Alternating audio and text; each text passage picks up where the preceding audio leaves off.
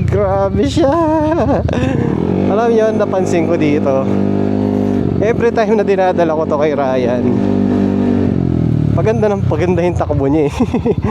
Hindi naman sa ina-up ko si Ryan, no? Pero ayan, so yung mekanikong maingat at maamor sa mga motor na ginagawa niya.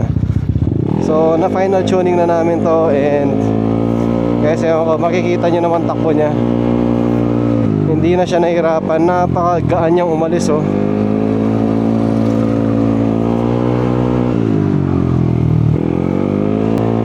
Hindi ko alam saan ako natapos doon sa last kong vlog, kasi last 2 days pa yung kataglong nitong vlog na to na gabi.